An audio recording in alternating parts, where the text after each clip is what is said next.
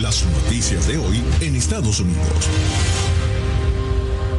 The New York Times destaca hoy en primera página que Estados Unidos rechazó la oportunidad de comprar más vacunas.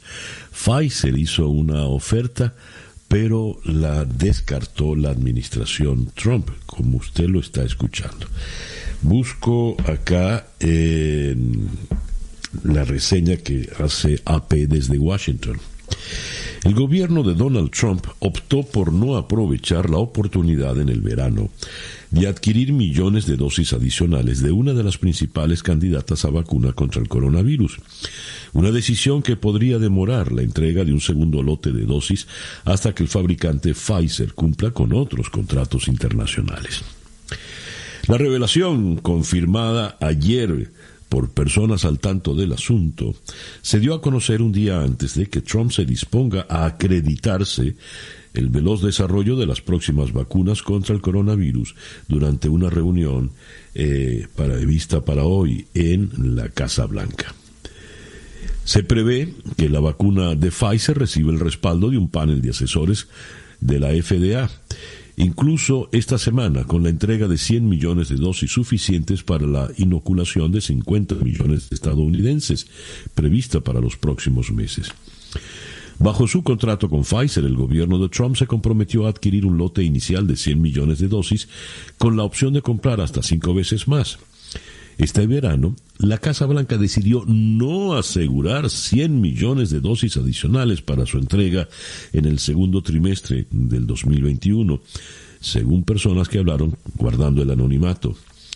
Días antes de la anticipada aprobación de la vacuna, el gobierno busca revertir sus pasos, pero se desconoce si Pfizer, que desde entonces ha adquirido compromisos con otros países, podrá cumplir con la solicitud más reciente en el mismo tiempo establecido. La vacuna de Pfizer es una de las dos que se dispone a recibir la autorización de emergencia por parte de la FDA este mismo mes, junto con la fabricada por Moderna.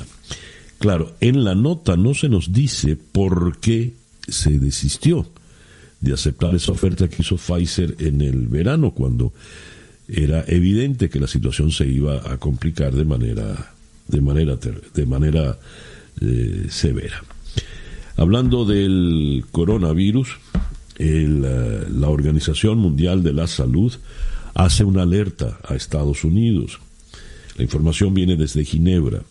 La tasa de muertes por la pandemia del COVID en Estados Unidos es impactante y la brutal realidad, estos calificativos van entre comillas, es que los índices de contagio de la enfermedad son tan elevados que los abrazos en este periodo navideño no son recomendables. Eso dijo ayer el jefe de emergencias de la Organización Mundial de la Salud. El doctor Michael Ryan dijo que los CDCs enfrentan un periodo difícil al tiempo que Estados Unidos representa 1/3 de todos los casos en el mundo en este momento durante las últimas semanas. La epidemia en Estados Unidos está azotando, es generalizada, es francamente impactante ver que 1 o 2 personas mueren cada minuto en Estados Unidos. Un país con un maravilloso y sólido sistema de salud y asombrosas capacidades tecnológicas. María Van Kerkhove, la epidemióloga al frente del programa de salud de la OMS para el COVID-19, afirmó que la mayoría de los contagios se dan entre personas que tienden a pasar mucho tiempo juntas en lugares de trabajo o en sus hogares, pero en ocasiones resulta difícil esclarecer el tiempo exacto de contagios. Esta frase, atribuida al doctor Michael Ryan de la OMS, es muy fuerte. La epidemia en Estados Unidos se está azotando, es generalizada, es francamente impactante ver que 1 o 2 personas mueren cada minuto en Estados Unidos, un país con un maravilloso y sólido sistema de salud y asombrosas capacidades tecnológicas. Pero si no se tomaron previsiones, ni se ha manejado bien la pandemia, pues ocurre lo que está ocurriendo. Por ejemplo, no tomar la previsión de comprar en oferta especial en el verano las vacunas de Pfizer. Yendo ahora al plano electoral, Georgia vuelve a certificar la victoria de Biden. El principal funcionario electoral de Georgia recertificó ayer los resultados de los comicios en el estado después de un recuento solicitado por el presidente Donald Trump. Confirmó una vez más que el demócrata Joe Biden ganó en el estado y luego el gobernador recertificó a los 16 electores presidenciales del estado. Ahora hemos contado 3 veces las boletas depositadas legalmente y los resultados siguen sin cambiar, dijo el secretario de Estado de Georgia, Brad Raffensperger, durante una conferencia de prensa en el Capitolio Estatal, antes de que los resultados fueran recertificados. Y mientras esto ocurre en Georgia, tenemos que Donald Trump llama al líder de la Cámara de Representantes estatal en Pensilvania para pedirle ayuda para revertir los resultados en este estado. El presidente Trump llamó al líder de la Cámara de Representantes de Pensilvania 2 veces la pasada semana, haciendo una solicitud extraordinaria para que le ayudase a revertir la pérdida en ese estado, la pérdida electoral, se entiende, reflejando así una presión cada vez más amplia e intensa por parte del presidente Trump y sus aliados para subvertir, es el verbo que usan aquí, los resultados electorales del 2020. La oficina del Speaker de la Cámara, Brian Cutlers, confirmó las llamadas de el presidente Trump. Sin embargo, pues allí tampoco parece que habrá mayor cambio. Bien, y el señor Giuliani, por lo visto, ha sido hospitalizado, lo cual, por supuesto, le complica la estrategia al presidente Trump. En otra información leo que para esa reunión que se ha previsto para el día de hoy en la Casa Blanca, Pfizer y Moderna rechazan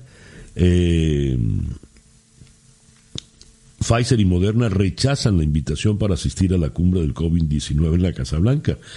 Funcionarios de la industria farmacéutica familiarizados con el evento interpretan la reunión como una oportunidad para que la Casa Blanca presione a la FDA para emitir rápidamente las autorizaciones para el uso de emergencia de las vacunas. Y Joe Biden nomina al general retirado Lloyd Austin como secretario de Defensa. Sería el primer afroestadounidense en ese cargo. Esto está destacado también en la primera página del The New York Times. El general fue comandante en Irak. Según The New York Times, el general retirado ha sido el único afroestadounidense en liderar el Comando Central de Estados Unidos en Irak, Afganistán, Yemen y Siria. Austin estaría superando a la hasta ahora favorita para el puesto, la ex subsecretaria de Defensa Michelle Flournoy, en medio de la creciente presión sobre Biden para que nombre a más miembros de minorías en puestos clave de su administración, según la agencia AFP. El general se retiró en el 2016. Necesitaría una exención del Congreso debido al requisito legal de que tienen que pasar al menos 7 años para que un miembro retirado de las Fuerzas Armadas pueda fungir como secretario de Defensa. Y tenemos ya, para cerrar, Peter Navarro, asesor económico de Trump, violó la ley federal que prohíbe a los empleados incurrir en actividades políticas al cumplir con sus funciones. El doctor Navarro violó la ley Hatch en varias ocasiones cuando incurrió en actividad política durante sus funciones. Se le dio la oportunidad de responder al informe, pero decidió no hacerlo, dice el reporte enviado al mandatario por el asesor especial Henry Kenner. Bien, el reloj indica en este momento las 7 y 16 minutos de la mañana. Estas son las noticias de Venezuela. Las noticias de Venezuela las voy a comenzar a leer por España, porque toda la prensa española se ocupa de lo que pasó el domingo. Por ejemplo, El Mundo en Madrid, con foto desplegada y gran titular de primera página. Maduro acosa a Guaidó tras el fiasco de su farsa electoral. Con una abstención récord del 70%, controlará la Asamblea al ganar unas elecciones en las que no concurría la oposición. El régimen desliza que va a por el presidente encargado, quien denuncia el fraude y acusa a Zapatero de ser su cómplice. La Unión Europea se da un mes para ver cómo actúa con la Asamblea saliente y Guaidó mientras pide elecciones libres y creíbles. En el diario El País, si bien el gran titular no es para Venezuela, sí la fotografía de la primera página. La oposición venezolana ve en la abstención un repudio a Maduro. Las elecciones legislativas celebradas el domingo en Venezuela sin participación de la oposición dieron la mayoría al oficialismo, pero con un rotundo 70% de abstención, Juan Guaidó, aún reconocido como presidente interino por 60 países, presentó ayer la baja participación como un repudio al régimen de Maduro. La Unión Europea no reconoció el resultado por la falta de garantías. Es la fotografía desplegada y el gran titular de primera página en el ABC de Madrid. Guaidó acusa a Zapatero de ser cómplice de Maduro. Denuncia el aval del expresidente español a un asesino de niños y violador de los derechos humanos. La Unión Europea y Estados Unidos no reconocen la victoria del dictador en unos comicios con una abstención de al menos el 70%. Igual en el diario La Razón presentan un artículo firmado por el propio Juan Guaidó. El dictador resultó derrotado. El mundo ha sido testigo de un fraude inconmensurable, de un atentado a la democracia, de un descarado atropello a los derechos de los ciudadanos venezolanos. Lo ocurrido en nuestro país este 6 de diciembre debe ser asumido como un activador para la lucha. Nos toca asumir la responsabilidad de transformar el silencio lapidario de la abstención en el grito de la acción, en la movilización llevada a cabo con organización y en unidad, hasta alcanzar los objetivos enmarcados en recuperar nuestra libertad de elegir a los representantes de los poderes ejecutivo y legislativo. Son los primeros párrafos de este artículo de Juan Guaidó en el diario La Razón, en España. En Latinoamérica, por ejemplo, el gran titular del diario La Nación en Buenos Aires: silencio del gobierno en medio de una creciente condena regional a Maduro. Por lo menos 16 países de la región, además de Estados Unidos y la Unión Europea, calificaron de ilegales e ilegítimas las elecciones legislativas del domingo.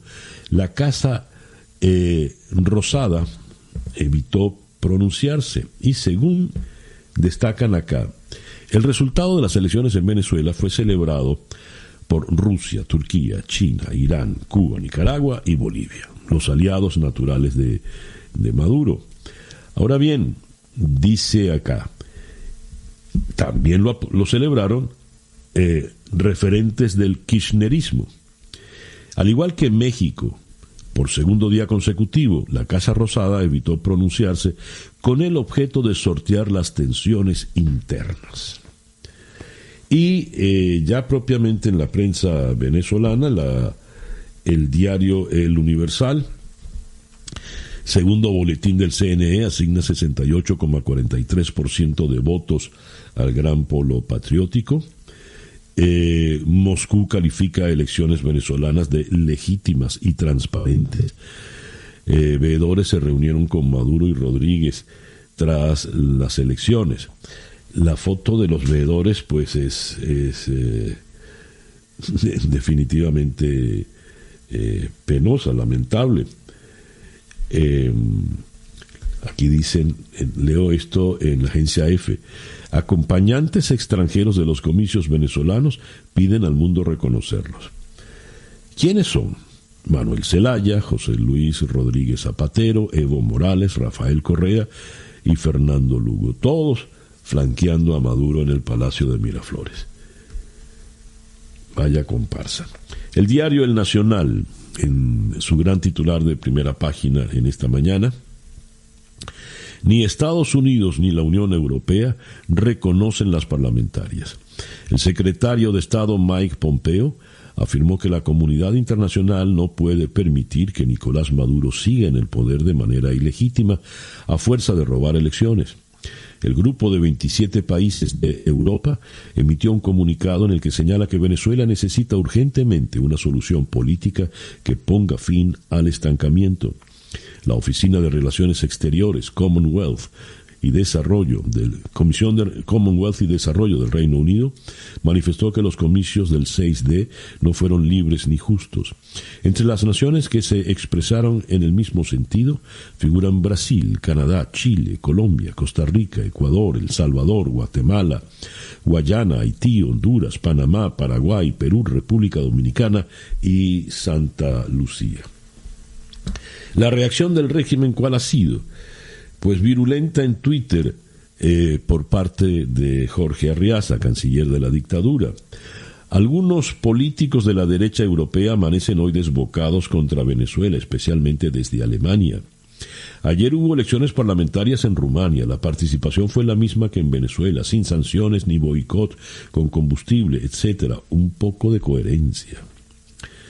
En otro tuit: el síndrome del ridículo de la era Trump es contagioso. Ahora resulta que Canadá también se cree tribunal electoral de Venezuela. Desprecian el derecho internacional, no apoyan las elecciones y quieren restaurar la democracia. A nosotros no nos gobierna una reina ni el capital. Otro tuit: el grupo Cártel de Lima es igual a su jefe, Trump. Se niega a reconocer que ya no existe, han sido derrotados. ¿Quién es el presidente de Perú? En Chile, ¿a cuántos reprimieron hoy? ¿Algún líder social asesinado hoy en Colombia? La gripeciña avanza, ahora son el grupo de Narnia. En fin, esto es este individuo Jorge Arriaza. El otro Jorge del régimen, Jorge Rodríguez, informó que le cambiaron el centro de votación a última hora a Nicolás Maduro porque hubo una alerta de seguridad. Y dice algo que es falso, Jorge Rodríguez: cualquier ciudadano puede cambiar de centro de votación. Había una razón de seguridad, teníamos información de que iba a ocurrir un evento el día de ayer. Cualquier ciudadano puede cambiar el centro de votación, no el mismo día, Rodríguez, no mientras ya estaba votando, porque eso es lo más absurdo. Le cambiaron el centro de votación cuando estaba allí en Fuerte Tiuna en pleno acto de votar. La Deutsche Welle nos da un reportaje gráfico estremecedor bajo el título ya elocuente: Venezuela, un país desangrado. Y son fotografías donde nos muestran una señora ante una nevera vacía, una cola de gente tratando de alimentarse con lo que les da Cáritas, niños en este menester, el sistema de salud a borde del colapso, cómo se vive dentro de un rancho de Bahareque, no hay electricidad en Venezuela, no hay agua, cómo la gente se baña en las cunetas, la situación del río Guaire, la situación del lago de Maracaibo contaminado plenamente de petróleo, y sin embargo no hay gasolina en el país, una fila inmensa, interminable de bombonas de gas.